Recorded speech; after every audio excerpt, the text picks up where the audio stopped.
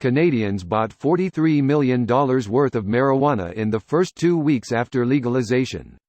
Here's a summary of the article. A customer holding a cannabis product gestures while leaving a store in St. John's on legalization day.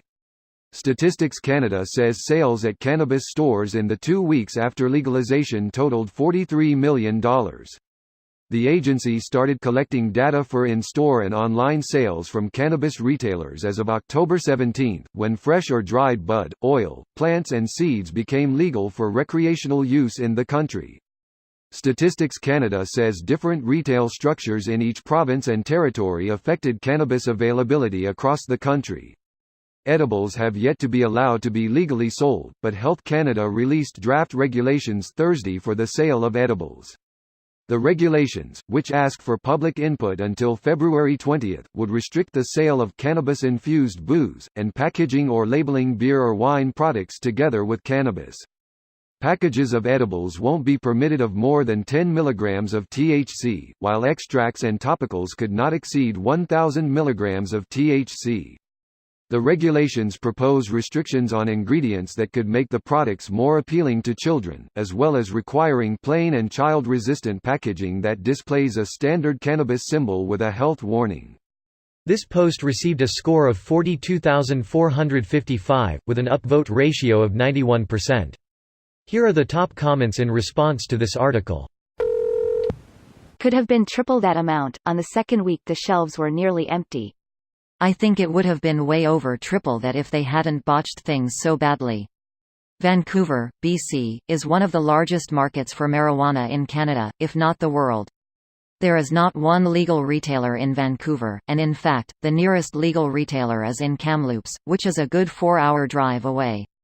Ontario has no legal retail storefronts, only online ordering, as do many other provinces.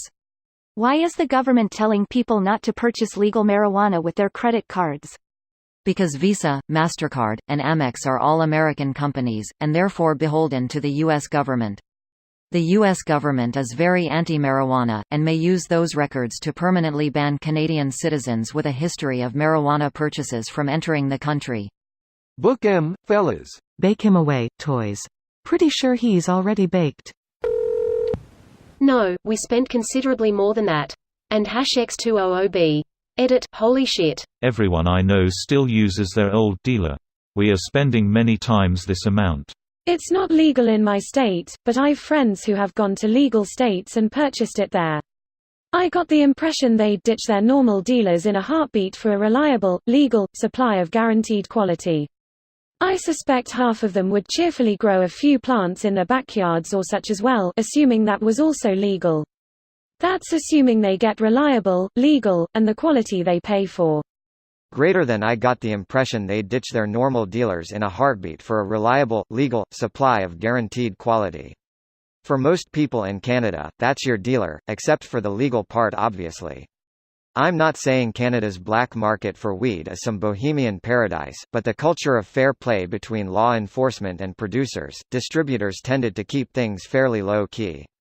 For most people, getting weed meant texting your dealer, driving to their literal house in a suburban neighborhood, saying hi to their wife and kids, and performing the requisite transaction.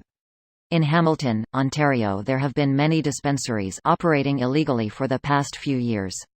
That has been a reliable source for me, better than any dealer I ever had. Occasionally, one will get raided, then another pops up.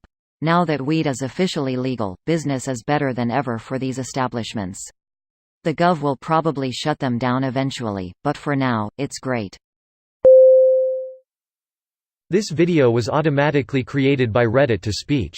The article and comments in this video were selected from Reddit according to their upvotes, and any paraphrasing was performed by smry.com, without any human intervention.